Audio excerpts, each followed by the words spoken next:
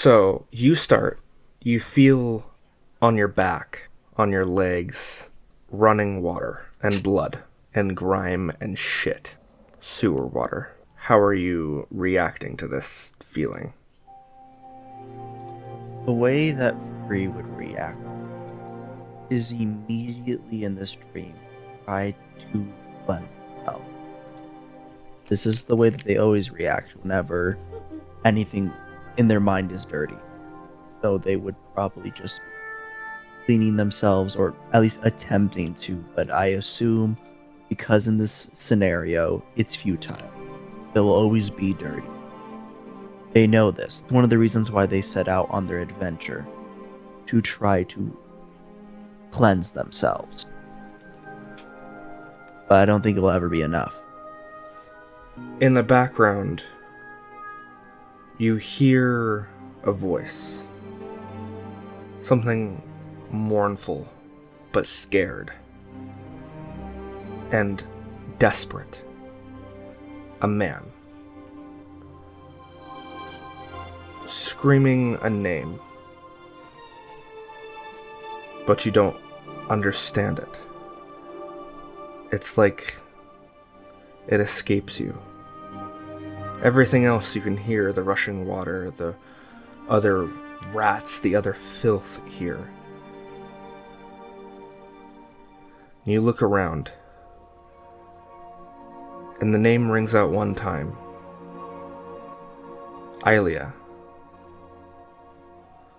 As he screams and reaches and begs, bleeding out, you see Gracious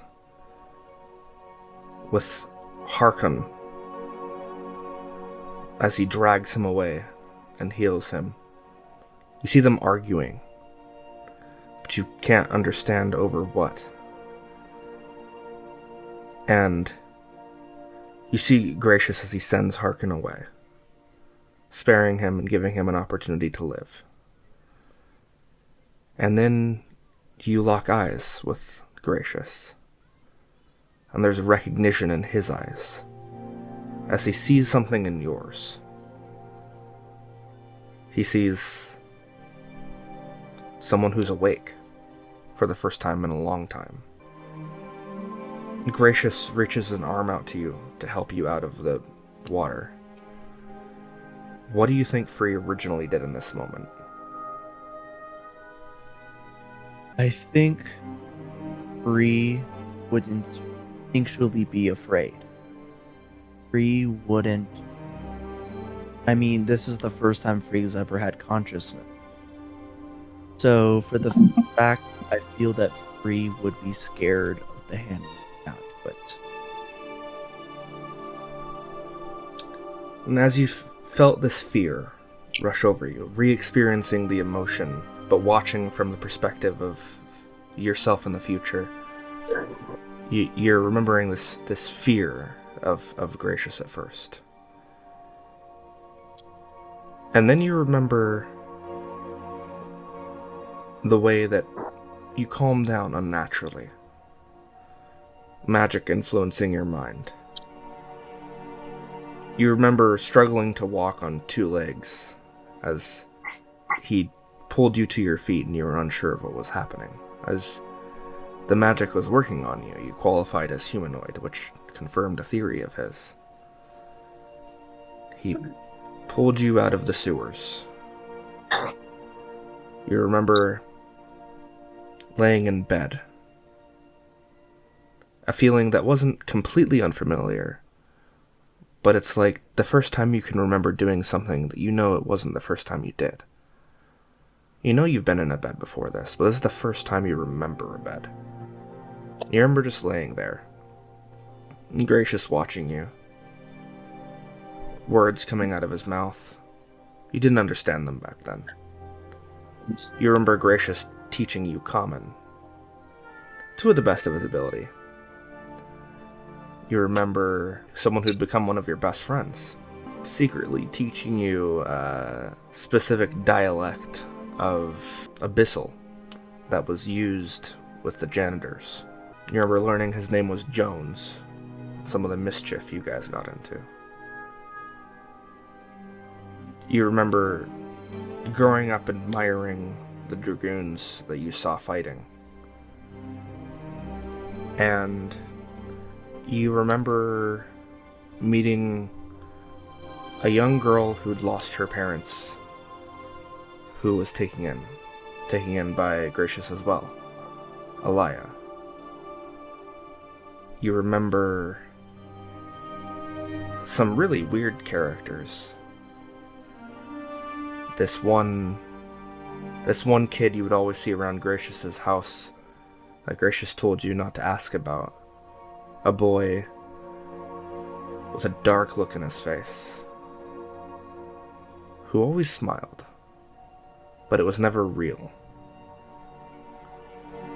You remember a girl who had apparently the girl had grown up to become one of the sages. And you always saw those two together, but Gracious intentionally kept them a little bit separate from everyone else, and you never knew why. And you have a brief memory of a darker-skinned kid that Gracious was even more protected of. To where it was, you never even spoke to the kid. You saw him one time, and Gracious separated you two immediately. You knew Gracious had secrets on secrets. He was doing things politically that were just simply too far beyond a bunch of children. And we flash forward. The nightmare becomes more peaceful. Your breathing is steadied. No longer stressful, no longer fearful. It starts to shape more into a pleasant dream. As you remember an older girl. She jumped into the moonlight, striking down at her foe, taking them out in one shot. A beautiful pose that you would strive to be able to replicate. You remember begging Gracious to fight, to be trained. You remember fighting the girl. You remember what it felt like to get hit by that attack before you ever knew how to use it. And you remember looking back. And at this point in your memory, it occurs to you, you do know this face. Next to Alaya was a boy with short white hair, who, in this memory, occurs to you, this was Lincoln as a kid. You'd never spoken to him, but you had seen him.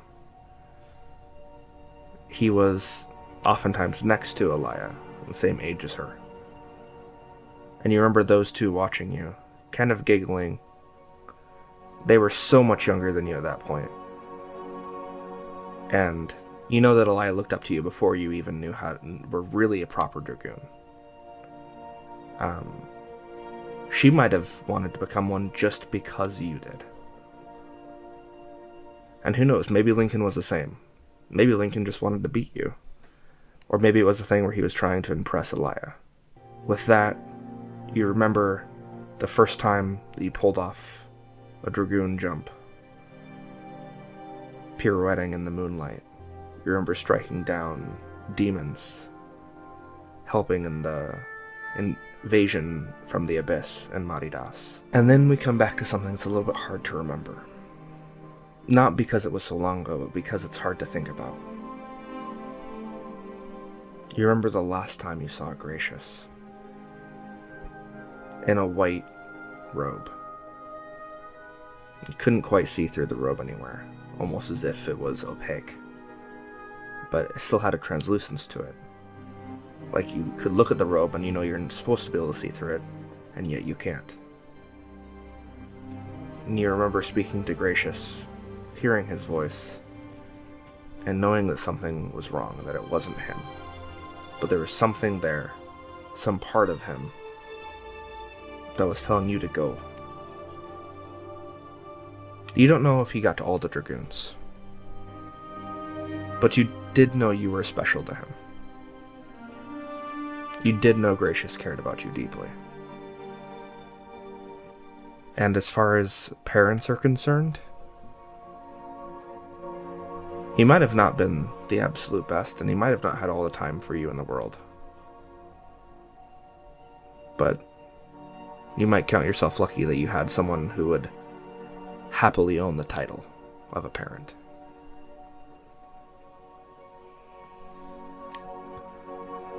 And that you wake to a room filled with green smoke in a tavern as the prophet sleeps and stirs in his own nightmares.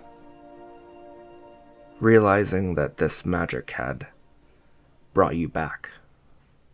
How does Free feel in this moment?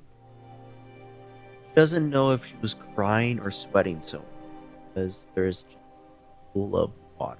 She feels a sense of melancholy. Also a sense of pride, relief, joy, and anger. She's feeling all the emotions she did when she felt during those moments in her childhood life. All at once, where it becomes a little bit almost nauseating, where she kind of has to take a break a bit. Thinking back to the dreams, one moment sticks with you. Something disturbing and uncomfortable. You have this lingering feeling of hatred for Luther, for Harkin. A feeling of blame as you remember all that fear and discomfort.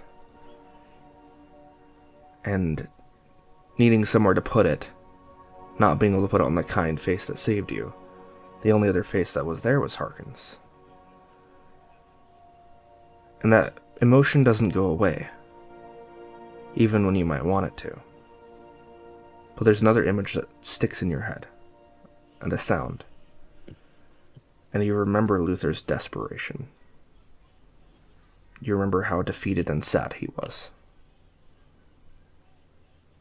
Terrified. And you can't help but wonder what he was doing in the sewers in the first place. We jump over to a gnome in a little green frog bucket hat, Ancher Legz. As you go through your long rest in the tavern, you remember a time where you didn't have a beard. You remember an image of your grandfather. Having legs. Yeah, you had legs. But you were missing something much more important than your legs. As you feel the rough, scruffy hair on your head. Because there's nothing there. You remember the first time as you looked at your grandfather. And, well, not the first time you looked at your grandfather, but the first time that you looked at the green bucket hat in his hands. You had seen it on his head before, but you remember him kneeling down to you, putting this green bucket hat on your head, and telling you, "Well, Sonny,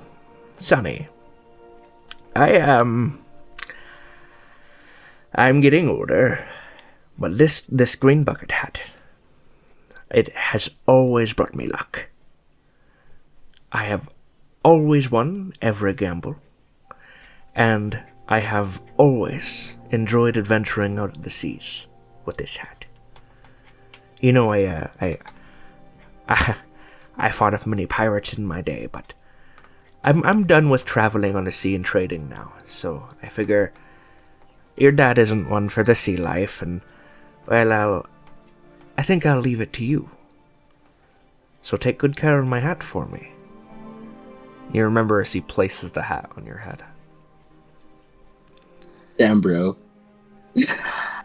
I'm so high right now, but I don't know how you want me to respond to that. Maybe Ancher Legz didn't know how to respond either.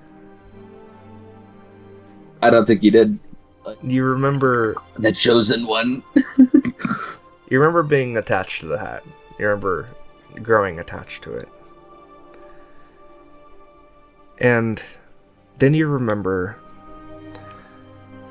when you're a little bit older, teenager, being out on the port in Boggles Boot, huge port city, maybe one of the bigger port cities in the world, one of the central hubs of trade, and where everything is exported out of Vikgar. You remember being in Boggles Boot, sitting at a table by the docks eating your lunch, right outside of a place where there's a good bit of gambling going on. It wasn't your first time there. You know, you knew your grandpa had gambled before, so you kind of came around the area. Maybe you'd done a couple little bits of gambling here or there. You remember sitting across from very large lizard folk. Very big guy. Scar across his face. Big smile. You remember seeing his crew of scallywags. An orc. A human. A bunch of other people. You remember gambling for hours. You remember he bought you drinks. You guys actually had a pretty good time. Until you ran out of things to gamble. But this is where you discovered your love for gambling. And when you ran out of things to gamble, you weren't able to stop. You thought of one more thing you could gamble, maybe to make it all back. Walk away with a win. So you put a very precious family heirloom on the line. And of course, you were horribly defeated. You remember getting home that night, drunk, a little hungover, regretting everything, dreading your grandfather's expression. You remember him berating you, just irritation. And then you remember him looking at the bucket hat. He placed his hand on the bucket hat, and for a second you were afraid he was going to take it away. And he just patted the bucket hat. And he said, "You have days of adventure ahead of you. Go find that crab." Am I the only one who thought he was going to bet his legs? Oh, God. That came later. You remember your grandfather went to bed that night. He didn't wake up in the morning. Your family mourned his passing.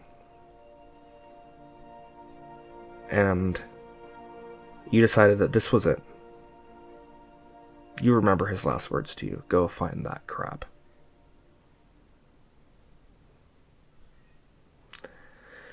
On your adventures out at sea, you continued gambling. Your grandpa loved it. You loved it. He wasn't a pirate. He was a trader. But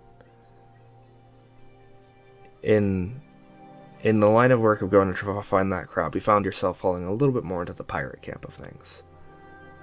You know, maybe you weren't raiding villages, but you definitely raided other pirate ships. You'd find a pirate ship you liked, and you'd take it, and you'd go after that crab.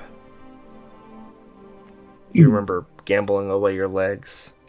You remember a very, very short period of time where you were convinced to walk on pegs, and then you discovered the magic of walking on anchors. It makes you sneakier. It's the rock. You can rock back and forth on them on the sea. And then, anchor legs, you stir and you wake up. The smile on your face, as you feel in your hand a key to a crab. A smile on your face as you know somewhere your grandpa is smiling. What does Anchor Legs do as he wakes up? I gotta go for a quick second. Okay. In that case, we will jump over to Grandma Bones. Well, that explains why he shot me in the face without a second thought. Grandma Bones, you have scattered memories. So as you go to You are. sleep, so Grandma Bones, here's your dream. As you stir, you find yourself in a younger body. Smooth skin, weaker magic, brown hair, healthy, and you get a flash of a man. Not a lover or a friend, a partner. Two geniuses, wizards. Wise, powerful, working on magic together. Some type of spell or technology or something. You can't remember. You remember this funny thing he would do. He would change faces. What was his name? You think, what was his name? Grandpa Bones. Maybe you were friends. His name does come back to you. Takes a minute. As you hear in your own younger voice, you go, Fish, what the fuck did you do? And he looks at you, responding to the name Fish. You remember an argument about some notes he had scrolled on your book as you got in his face about him looking at your book and putting his notes in your book. It's like, keep your hands to yourself, kids. Stay in your own lane. You remember casting great powerful magic. You remember growing older, getting more powerful, more and more powerful. Discovering that the older you got, the stronger you got. You remember creating formulas to keep you alive longer and longer. You remember you and Fish were both trying to stay alive longer, as Fish also got older. I just thought of something really cute. What if, he was constantly going through and correcting my notes for, all my magical notes. And it always made me so angry, but I, secretly really liked it. I like that. So he was always correcting your notes. And you remembered the morning that you woke up and came to the lab and Fish wasn't there. And you went to his house and you found Fish dead. Died of old age. Lived a good life. At this point, your hair was gray and short. And you had decided that you needed a way to keep living. The dream gets fuzzy there.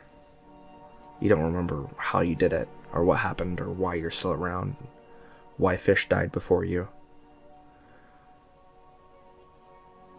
And then you remember seeing Fish later. He waved to you, recognizing you, you recognizing him. And then he disappeared in a crowd. You don't know if that was actually Fish or not. But you do remember him dying. But maybe somewhere out there, with all your guys' research in life, maybe somewhere out there, there's a version of Fish that found a way to continue living.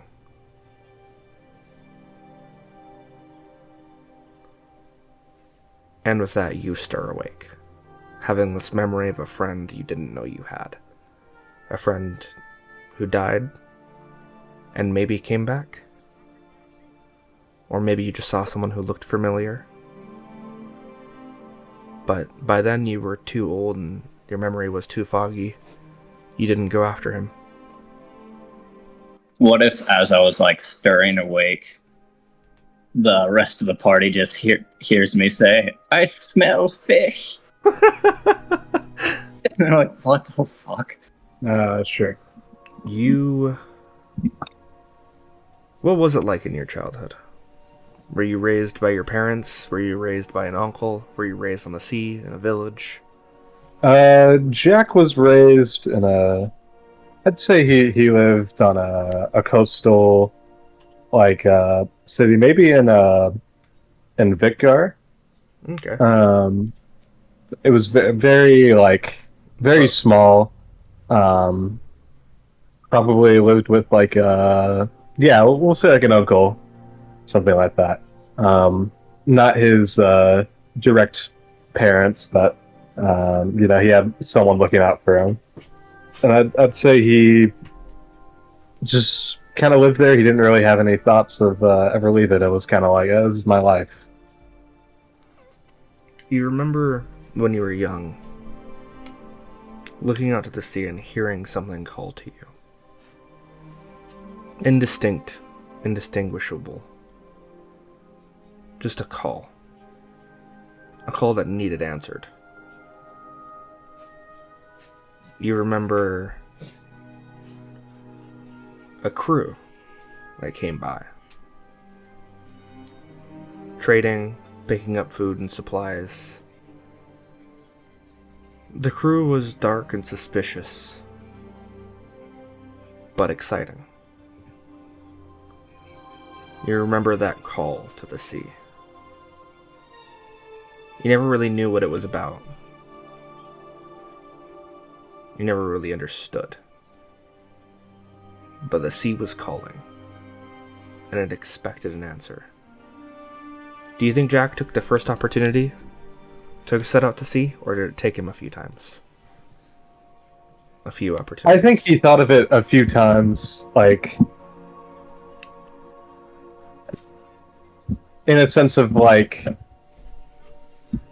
maybe not that he didn't want to do it, but it's like, oh, I don't want to leave my uncle and all that, but, he's kind of like, well, I'll be back, I'll be able to see him. So I think once he kind of reconciled that with himself, he was like, yeah, I'm gonna answer the call to sea. So eventually you set out. This group of pirates, swashbucklers, and thieves and rogues, heroes amongst them who fancied themselves a good person. You might have moved between a few different crews. The last crew you were on, it's extremely dark. Some shady stuff going on. It made you ask some questions about yourself. You remember having a dream. A vision. And all the time you had been on the sea, you still got that call, as if you had never answered it. You set out to sea, you searched, you didn't find the answer to that call. Something out of the sea has just been calling you, and calling you, and calling you, and calling you, and you couldn't find an answer to respond to it with. Till you had this vision, and the calls became more clear. You had a vision of a red-skinned Dragonborn, clad in plate armor, great sword stabbed into the earth beneath them, a fountain behind them, a dead dragon curled around the fountain. Not just any dragon, a god of dragons. A fountain made in the body of a dead god. Do you remember words? On this oath we swear. We will judge evil and good. We will allow those who are deserving to pass through water. To this we swear, the Dragon King Bahamut. And you woke, not peacefully.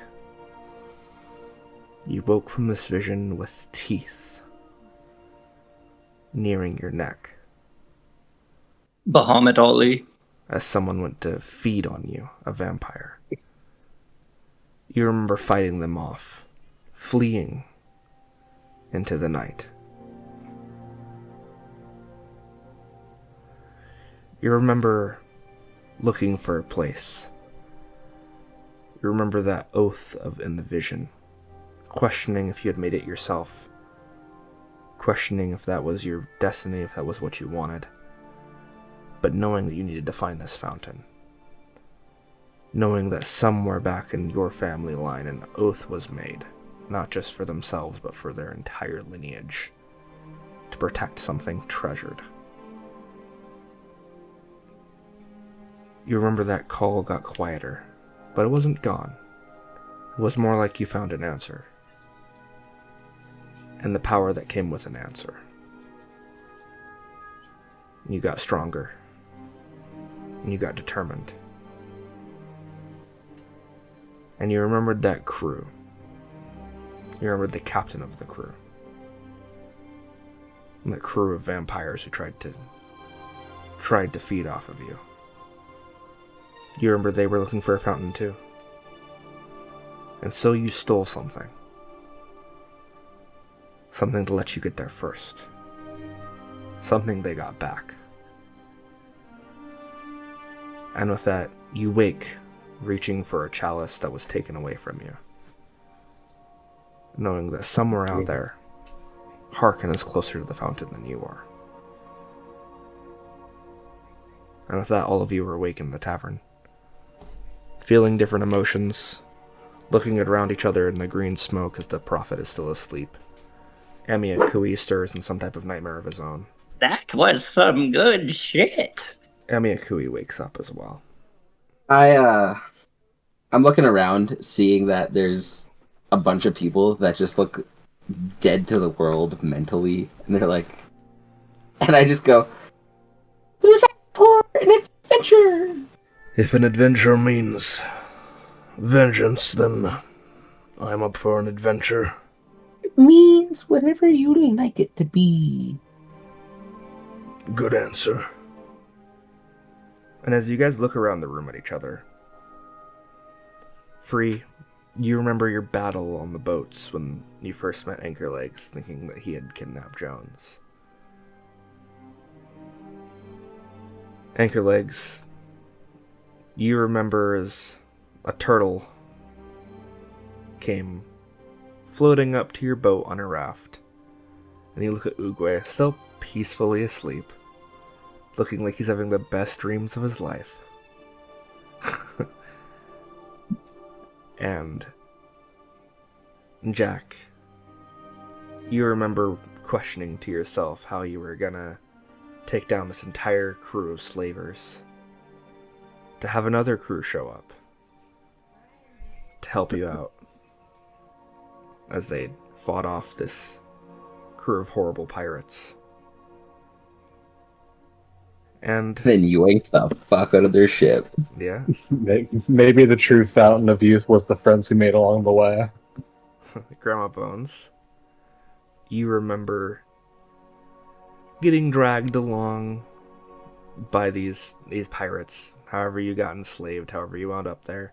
Everything's a blur. You're just going from one place to the next. An old lady who doesn't remember too much about where she comes from, where she's going. But she's a nasty old lady. You remember as things... The old lady, I beg to differ. As things went from unpleasant and horrible treatment, you remember this new crew. Perhaps they hosed you down. Perhaps they forced you to be clean for a little bit.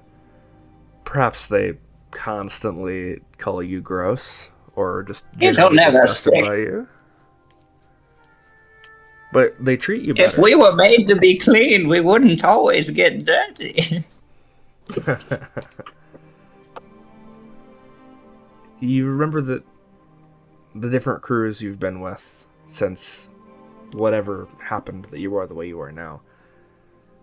Most of them aren't this nice to you. You know, most of them don't treat you with respect. Oftentimes you wind up burning down a boat, or killing everybody, maybe eating a couple of them. It just zooms in on the scorch marks on our new ship. And you think to this crew, all things considered, for your character, they've been pretty good to you. And you guys all think back to Amiakui screaming out, "Luther!" Him running after Luther, desperate for vengeance. You all think to that day. A fun tournament, a crushing defeat, an amazing victory for some. And you think to what's next. As the sun begins to rise, and the smoke begins to clear, and the prophet stirs.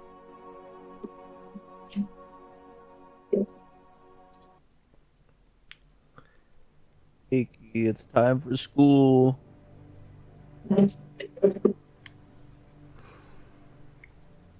In the morning, there's a skeleton at the front door. At least what first looks like a skeleton. Familiar to you, Frig. But upon closer inspection, there's skin sloughing off the skeleton, as they've become some type of Skin suit, no flesh. That boy fresh. They look more like a zombie now. And Oh, so just flesh, no skin. yeah, they still have the parts of them that are bone. Like an arm that is mostly bone, doesn't have much flesh on it. And the zombie looks to you, Frig, and it goes, "I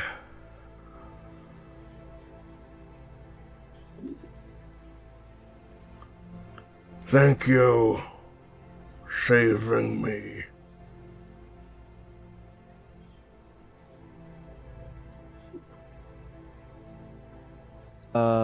Bree walks up closer. Says,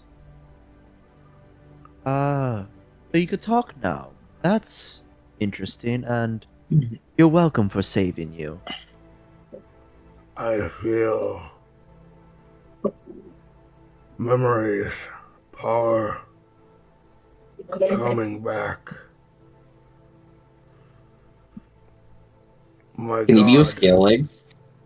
Sure, yeah, Scale Legs is behind him. Scale Legs is I bigger. miss Henry. You see Scale Legs is bigger, too.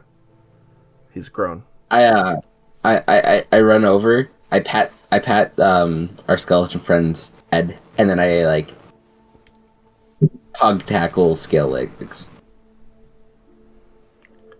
The zombie looks to you, Frig. Goes, "I not forget what you did for me. There was a gnome. Set my god free. Arishek.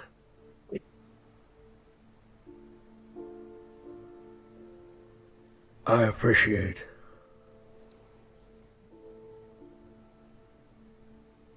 I not forget. You're a friend." And in this moment, you realize the zombie is a woman. Just looking at the body. You never would have known from the skeleton, but looking at the body of the skeleton, you can recognize features of a woman.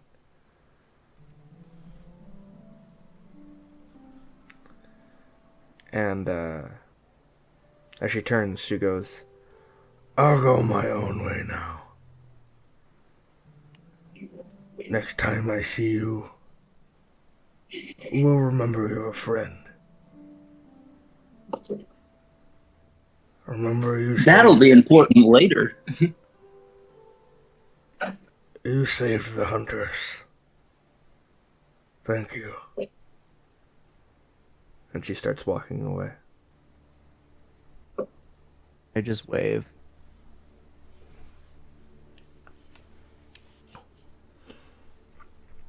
And if any of you want to make a religion check, and I would say free Anchor Legz. Actually, all of you can make a religion check. I think there's a way for all of you to know this. I'm not on Forge, so I can't roll. Okay, do you want me to roll for you? Just see if you get it? Sure, I don't know what my multiplier is. I will tell you. Probably low. It is a +0. Mori, imagine rolling the same as me. Well, here's the thing. You had to use a modifier to get that. I just did fucking... I got a 14 naturally, so let's see who's better. Anchor Legz, your memory is Look about as good as at it my normally modifier. is. Oh, I'm got shit. a nat 20. Okay. Look at my modifier, Mori. Oh, you got negative? Wow, that's a skill issue, honestly. So, with that, Free, you remember saving the skeleton. You watch her walk away. You remember the boat was going to intersect with a rowboat. The skeleton on it. You could have done anything. You could have just run over the skeleton, but you decided to save it. It interested you. And, it helped protect the crew a little bit. It was there for different things happening. It couldn't communicate, but it did its best. And as this zombie walks away, you see her getting stronger. You see a figure of power. Grandma Bones, you have no idea what's happening. It's your memory is about as good as it's ever been. It's not very good. I rolled well. You rolled a 3, if you were wondering. That's pretty good. Anchor Legz free as you look at the zombie walking away. You guys have heard rumors of different avatars of the gods. Different figures that embodied their power in different ways. I want to run over and I want to give this. I want to put a fish, like one of Scale Leg's treats, in their hand and then run back over. The zombie smiles at you and eats the fish and keeps walking. Jack, not only do you remember the avatars thing where you know that gods have avatars, you know specifically because in the Vikgar, Arishek is worshipped. The god of undeath. Zombies, vampires, unnatural life. You know that what just walked away from you is an avatar of that god. Some consider it evil. Some don't. But this avatar, you've heard of it in the past. There are writings of it, back when Arishek was more active, called the Huntress of the End. A Death Knight. And you see this thing's power coming back to it. A Death Knight who now owes all of you a favor. And will remember being saved.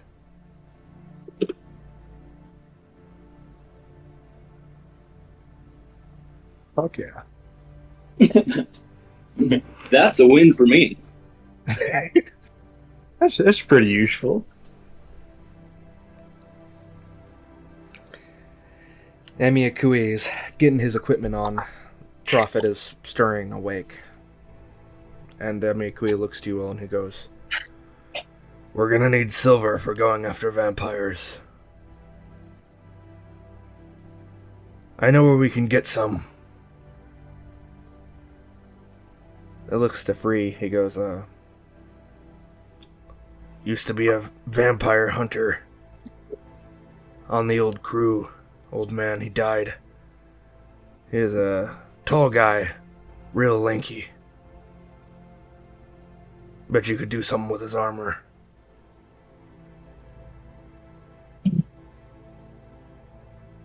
And Ooh, I'm quite interested. he opens up Thank you. He opens up a trick door that looks like it's to a... It opens up and there's alcohol there. And then he pulls out a specific bottle and puts it back in upside down and pushes it into the shelf. And the shelf slides open to a secret room filled with silver weapons and this armor in the back of this vampire hunter. And he goes, Soul was always ready. Oh well, he thought he was. Guess he wasn't. But I could see this scene 100% being in a movie. he looks back at you guys. He goes, none of these weapons are magical. None of them are special. I have arrows, not bullets. But they're all made of silver. No work. Melt down the silver into bullets for Barbara. Afraid we don't have the gunpowder for that. He has gunpowder, yeah. Yeah. How many bullets do you have left? I have 4. Enough. Okay. With a sleight of hand check, I would let you empty out the bullets, and if you fail any of the checks, you'll take damage from your own gun. Because the bullet will blow up. So I need to make 4 of them? Yep. And if you can do that, I'll allow you to essentially work with Amyakui to forge 4 silver bullets. So that's 1 failure. Go ahead and make 3 more. Make 3 more failures. Success.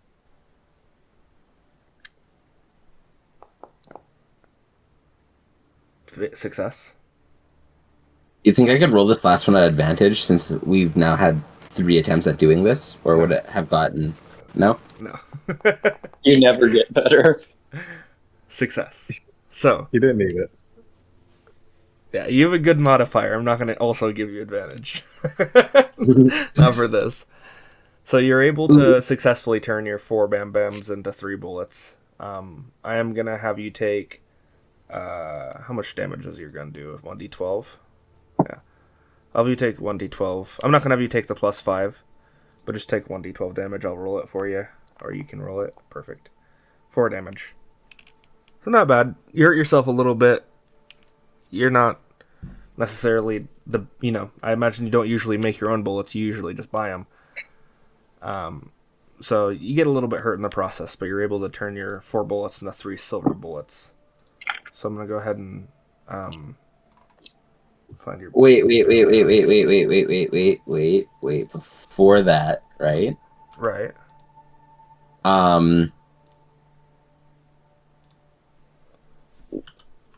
Or I can explain why I could have... Maybe, can I re-roll the one and I can explain why? How If you like the reason? You start by explaining, and then I accept and let you re-roll if I like it. I'll let you know how it goes. Yes. I'm pretty high right now, I'm not gonna lie. But remember how Ancher Legz' dad wanted him to become a blacksmith, like the family has done for years? Yep.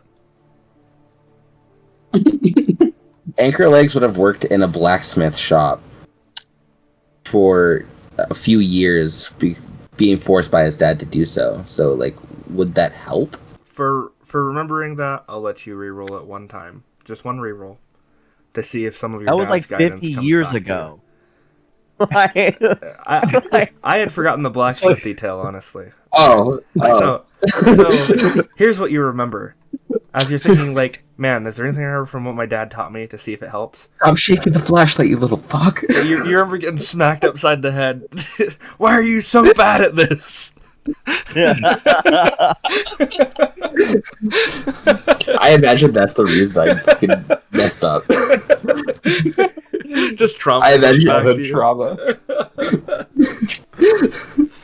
Anchor like he remembered that. You just see him have like a pouty look on his face when he doesn't get his way. You got 3 silver bullets though. I will also give you 3 silver bam bams. I'll give you I'm gonna copy your pointies and say that you're gonna get 30 silver arrows. So that way when you do run out of your bullets, you'll have the arrows to fall back on. I have another question. Remember how we talked about like I did it before we even found out we were gonna be fighting a vampire. But Anchor Lakes is working on getting Barbara enchanted. Alright. Because remember I used short rest points for it? I do remember that. Why don't you roll me an intelligence? Not short rest, but long one. Yeah, your long rest points. Roll me an intelligence check to see how much progress you're able to make on that. Oh god. Can I make a tiny argument? Do you think I could roll wisdom because I've been doing this for so long? Like, Barbara wasn't my first weapon, and I imagine at one point he probably had like Tell you what, a bow. I'll be nice and throw you a bone. Hell yeah. And instead of making don't say hell yeah yet. Instead of making you roll intelligence, I'll give you both modifiers. And you have a +3 to wisdom and a -2 to intelligence, so you get a +1 to this. I'll take it. So go ahead and roll d20 with a +1. That'd be a it's 13. Yep. So with a 13, I'll say that you can either settle on making Barbara a +1 weapon right now, or you can work for a little bit longer to try and get Barbara into a +2 weapon. I'll work a tiny bit longer. Okay. So you're gonna keep working on I think it a little longer. I think Anchor Legs would probably be like, it's not strong enough yet. So before you finish the enchantment, you're gonna keep working on it a little bit. Mm-hmm. With that, all of you see different weapons here. He looks to you, Free, and he goes, "Your weapon looks pretty specialized. Might have a solution for you so that we don't need to switch weapons. I can only do it for one of you, though." Looks over at Jack's magical sword. He goes, It's an oil. It's an oil you can put on your blade. It'll make it work like it's silver. It'll only last a certain amount of minutes, but it'll at least allow you to use the weapons you already have in that case. Only works on melee weapons. Which one of you wants it?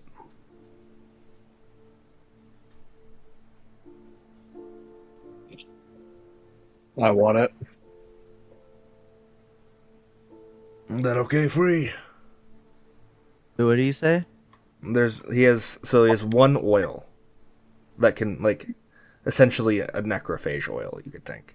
He has one oil that you guys could put on a weapon to make it act like a silver weapon. And he looked at you and Jack, because you have a specialized weapon, and then Jack also has a magical sword. And he was like, essentially, which one of you wants the oil, which one of you wants to take a silver weapon?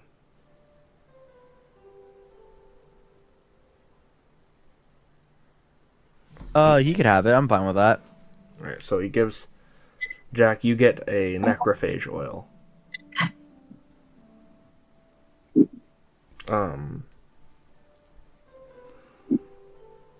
And Free, you were handed, you don't have to get rid of your old spear, but you were handed a silver spear. Made of silver. Grandma Bones, you're given a silver dagger in case you should need it. Goes, You're a sorceress. Do you know any radiant magic? Maybe. Sorceress. Let me check my character sheet.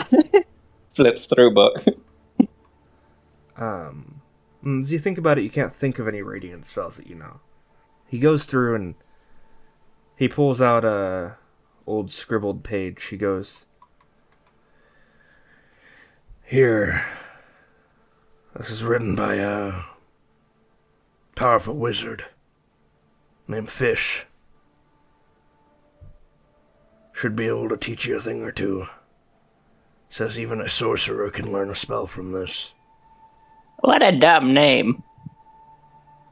And hands you a kind of scribbled piece of paper from what looks like it might have been from a wizard's tome, but it's written in such a comprehensive way that even a sorcerer could learn it.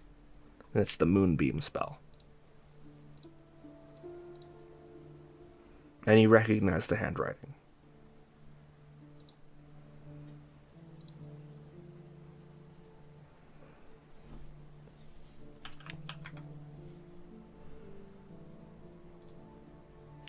How does Grandma Bones respond to the handwriting of Fish? I feel like I've learned this spell before.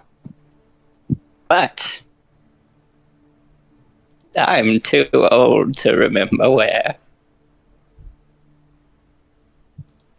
The only time she's mentioned her age being a downside.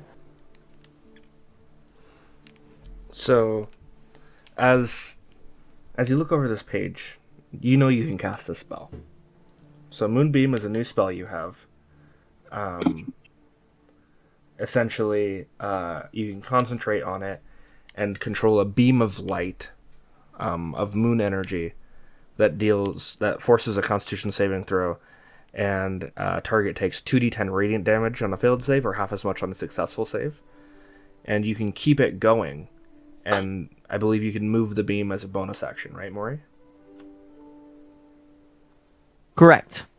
So once you cast it, you can keep it going with concentration, and use your bonus action to move the beam, and then you can use your action to be casting cantrips like Mind Sliver or Acid Splash or Infestation, or even other spells. So you could cast like Ray of Sickness and then use your bonus action to move your Moonbeam around. And that'll do radiant damage, which will affect vampires. Somebody's gonna get hurt real bad.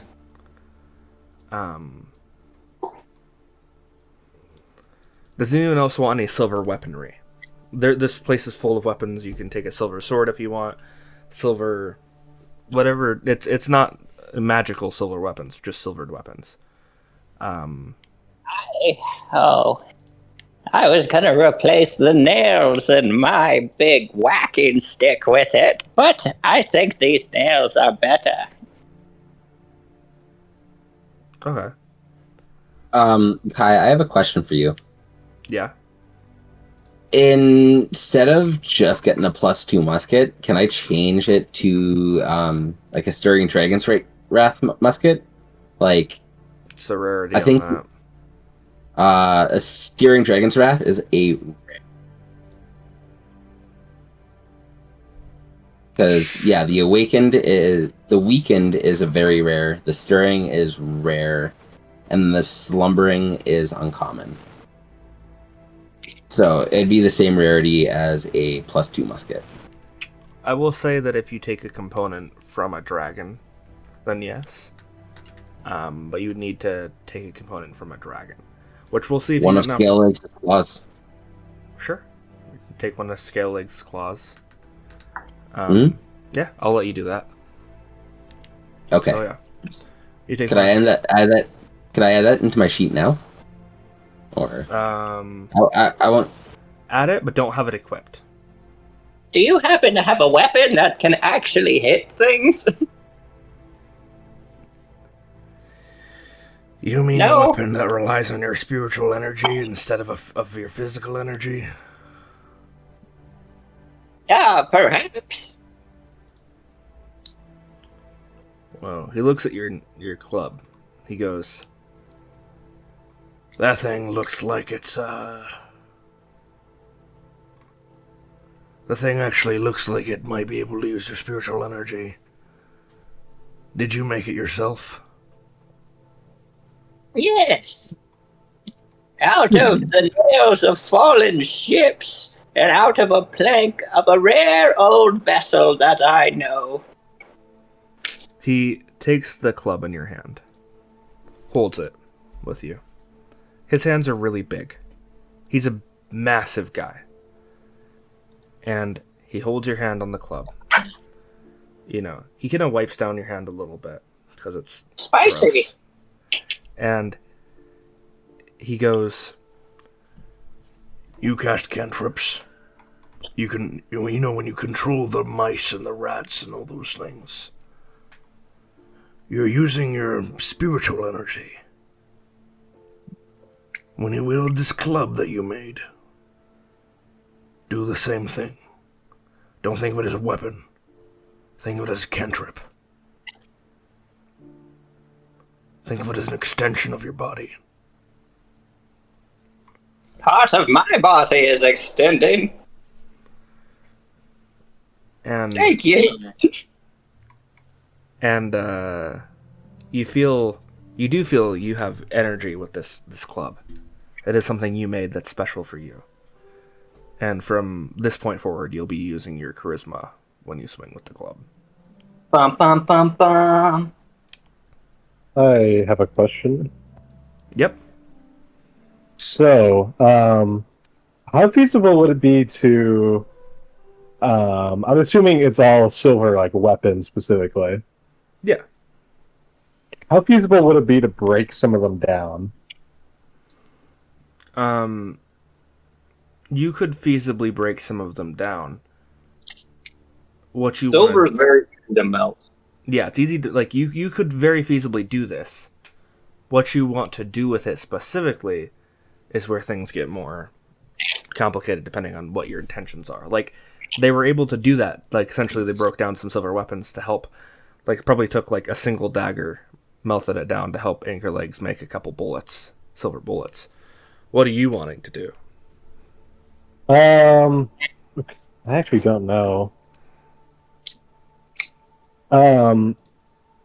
Actually, is making like a silver powder? Because I was trying to think, I'm like, oh, that sounds unreasonable. But is it actually? I think that's not actually as hard as it sounds. Probably Silver partially powder. how the necrophage oil is made. Okay. Well, I was wondering if I could do that, and because I have an oil flask, if I could like put some silver powder in the oil flask. I'm gonna have like a cheap like dimeridium bomb or something kind of like that. Okay. So if I were to throw it, it would, have silver in it. Yeah. You gotta make like a silver powder bomb, so then they breathe it. This is usually like an artificer type thing you're trying to do.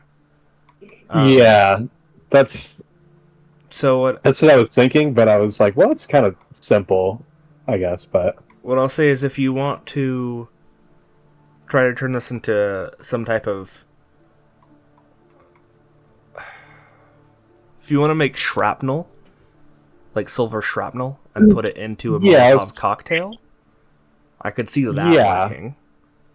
Yeah, that's what I was thinking. I might have misspoke when it said a dimeridium bomb. I was just meaning that, because haha, funny Witcher. I don't want it to actually explode. I just want it to kind of be like a Molotov, like I throw the oil on it and then light it up. Yeah.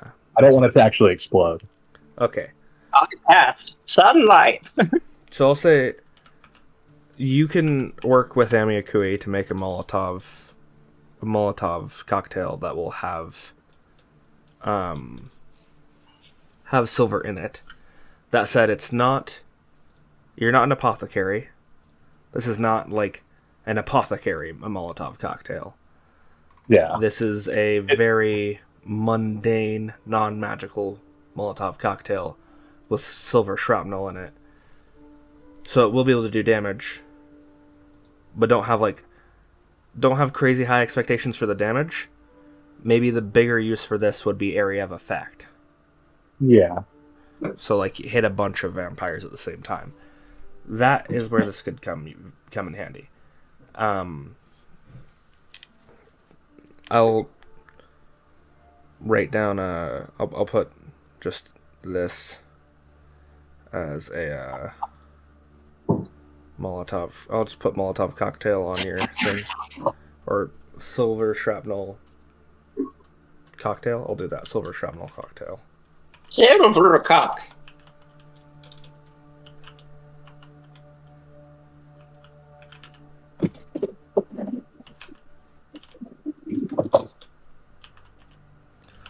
Alright. Anything anyone else is wanting to do to prepare with this silver arsenal that's been provided to you guys?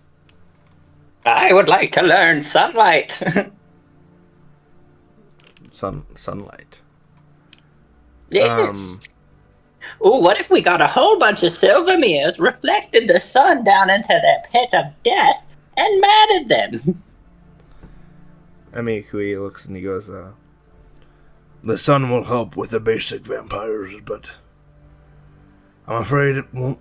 It might weaken Luthor, but I don't think it by itself will actually hurt him.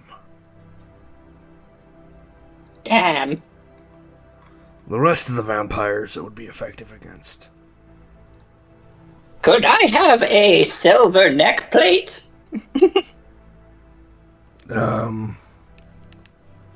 He looks around. He goes, it's a pretty good idea, actually.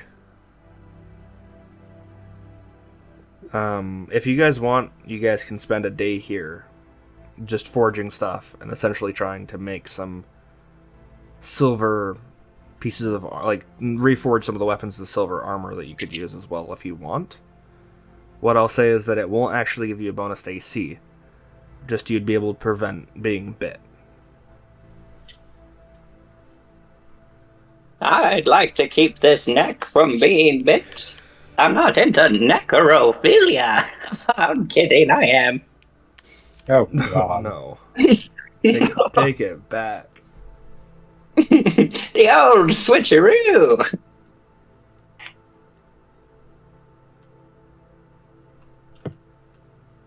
That'll silence a call.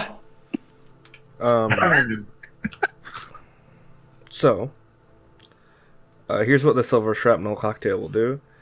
It'll do 2d6 plus 6 silver slashing damage, and then it'll do 1d6 fire damage, and the fire damage will continue until it's put out with an action.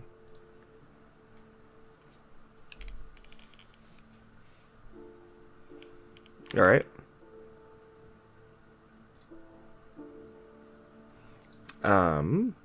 And were you taking any silver weapons, Jack?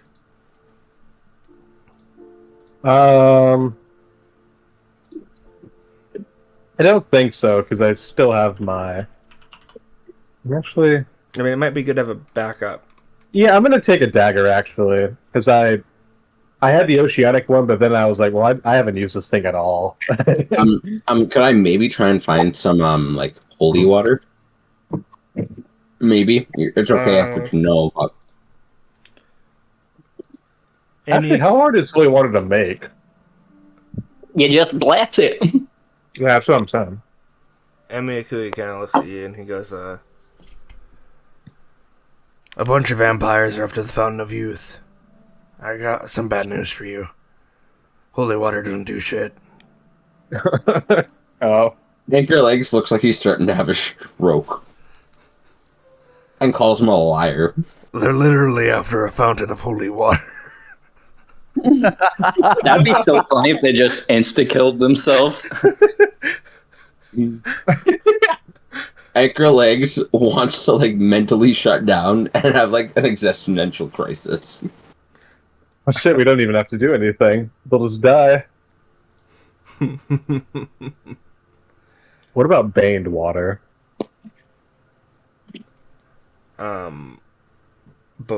was born in the water, molded by it. If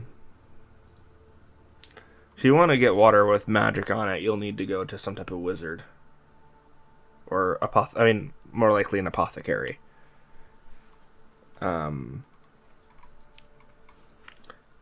So what I'll say here is if you guys want to find anything specific, you can roll me a d6 to see if you can find it. Like, find someone who is able to provide that in the city at the time. All right, what are you looking for? Give me a second to think, because Right. holy water doesn't work. So Oh, wait. I can just look at conditions. How about a crossbow that shoots wooden sticks? I'm already getting a magic weapon. This is for water. What about we had the silver cocktail. What about a garlic Molotov cocktail? What about a cross? Most of those things are just like rumors. They don't actually work. Damn. How about a cross? Has What? Jesus been born yet? Wait. What if I look for like a potion that can blind them? A potion that can. It's blind called a flashbang. Mm-hmm. That would be definitely an apothecary thing. So yeah, you rolled a 5. I'll say you can find an apothecary, and you're looking for a potion that can potentially blind someone. You yourself, still not being an apothecary, I will ask you to bear in mind that you would need to get someone to either take this potion, or you would need to find some other way to afflict them with it. It's just not going to be as easy for you to use potions as it would be for an apothecary in combat. So I'll ask you to keep that in mind before you spend money on this. Wait. What if I soak some of the silver-coated arrows with it? I don't think you'd be able to get enough of a substance into somebody through an arrow. Not for like this specifically. Like, we're talking about like what would normally be a potion someone would need to be soaked in or drink. I don't think an arrow is going to be able to do it.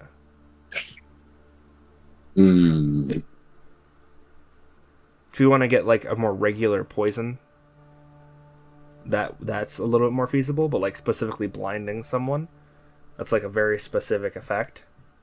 Is Like, it possible for me to like blend in with the vampires? Like they look at me and they're like, "No, that bitch dead." Maybe on a I'm just deception. kidding. Maybe on a deception check. I mean, no, like you try it. That'd be a deception check, but try it when you want to try it. It's a fun idea.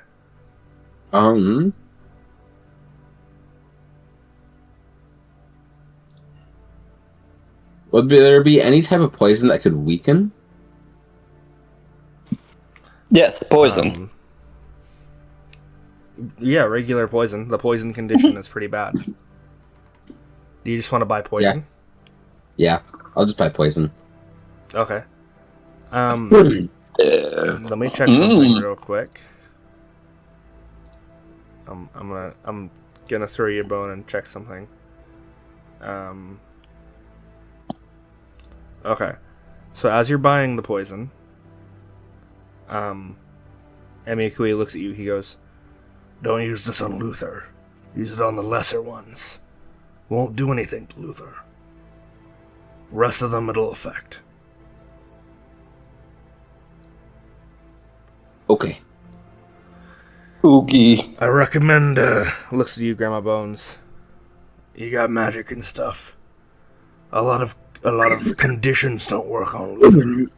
So, like, poisoning him, other effects that would normally disable somebody. Most of those won't do anything to him. It's gonna have to be cold hard damage. What about worm damage? I guess it's better he's a vampire. You're funny.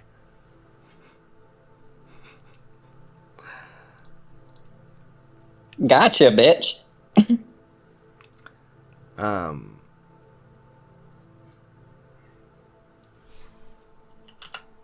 Silvered.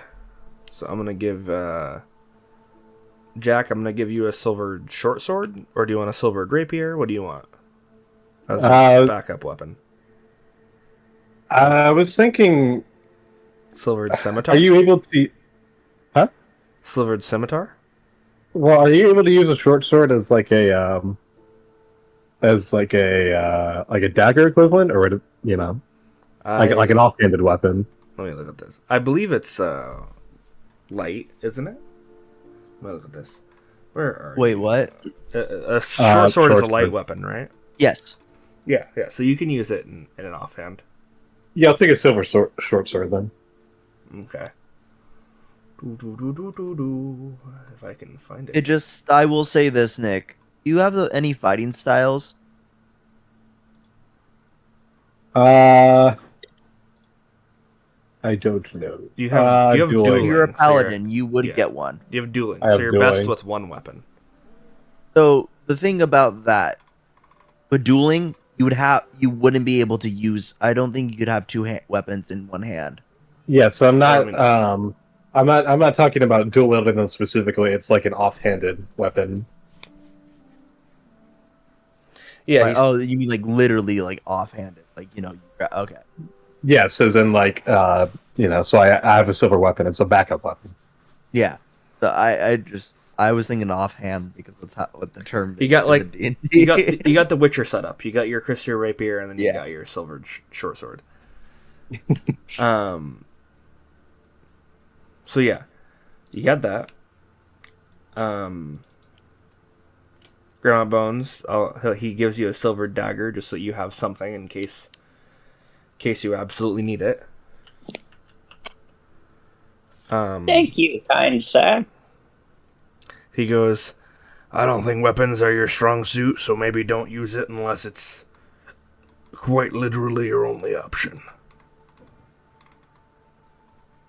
I know just where to put it.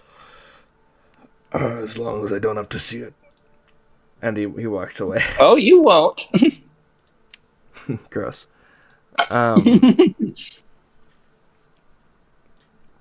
So I believe I've given you guys all different stuff. He gives Master Oogway like a silver quarterstaff. With like silver, basically like silver balls at the end. And he goes, we're gonna need some potions too. I got some back here, so I'll head back to the bar, pick up the potions that I got, and well, I'm assuming you guys got a ship.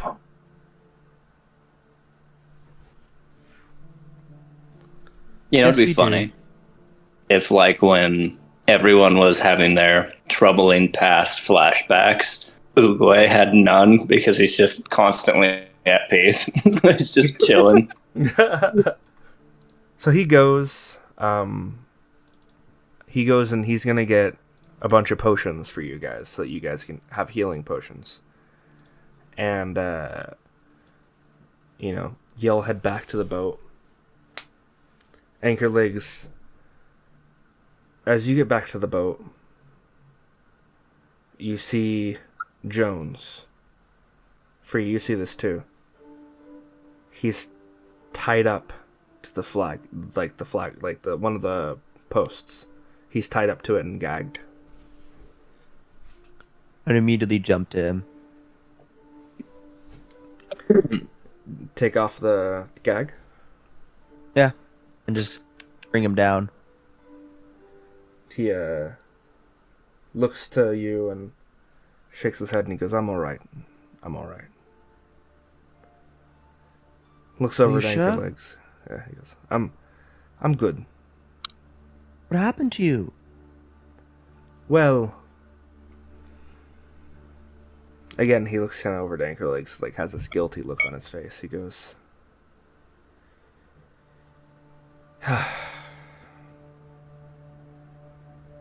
It was Fluffy and Mip. They were working for Luther.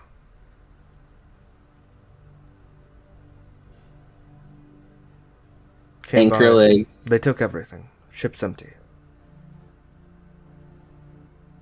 Hillary's fine, I think.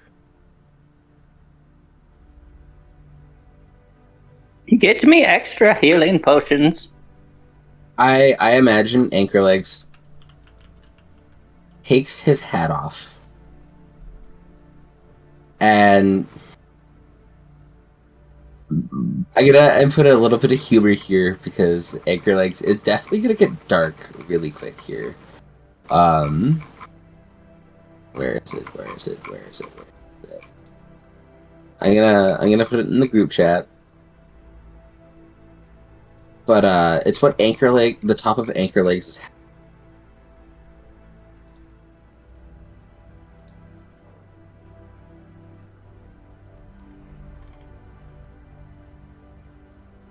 Did you die for anybody else? I think he did die. No, I'm still here. Yeah. Okay. So Anchor Legz takes off his hat, and this is what the top of his head looks like. It's just barren. Like fucking fucking He's got France is a CC. Like, He's got the fucking Briar John haircut. that reminds me of one of my favorite memes ever. It's like this guy like interviewing a it's a parody of like a guy interviewing a briar. It's Yeah. like I love that. Yeah. And so Anchor Legz, anywhere that his hat physically sits, he just has no hair. It's like this hat is basically constant radiation therapy. But on the inside of the hat, he has a piece of paper. And at the very top is basically a naughty or nice list. It's a don't kill list. And he scratches out Fuzzy and Nip on don't kill and puts them on the kill side. I'm gonna say that Jones sees you doing that, and he kind of puts his hand on your shoulder, and he goes, "They didn't seem happy to do it. I don't think it was what they wanted. Doesn't matter. What if they didn't have a choice?" They could have talked to me about it beforehand. Are you sure? They knew the type of person I was. They did. They could have killed me.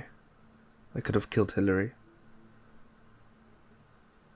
Then I would torture him. So I'm gonna make it quick. Doesn't matter. Okay. Well, perhaps be open to understanding the circumstances. I don't know what the circumstances are, but they were our friends. I'm sure it wasn't what they wanted.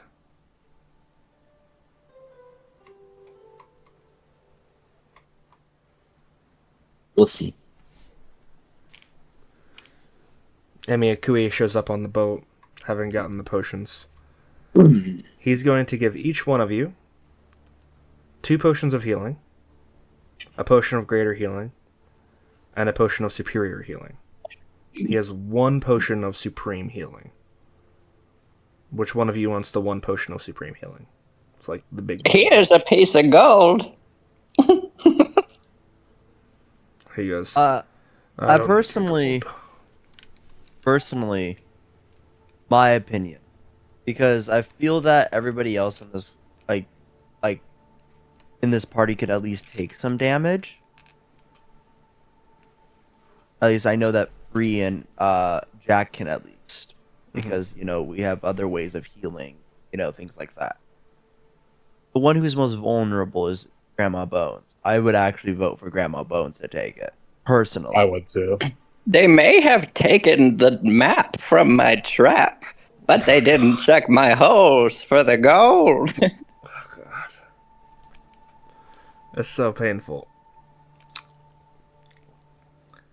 So Anchor Legs just kind of shrugs. yeah, you'll get the You potion can- of supreme healing then, Grandma Bones. It's a lot of healing. It's a really big healing potion. It'll give you 10d4 plus 20 hit points back.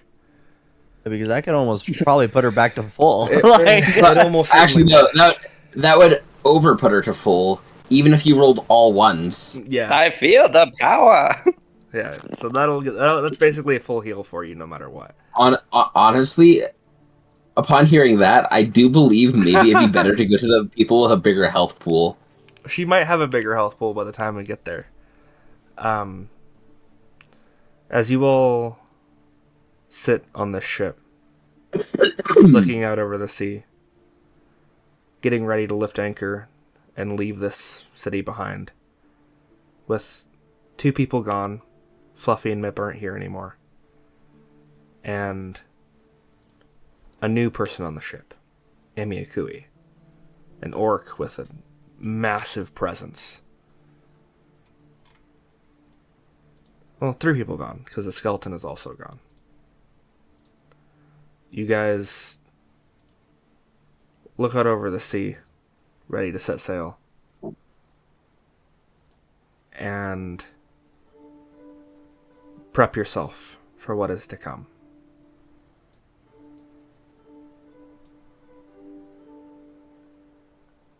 In the distance,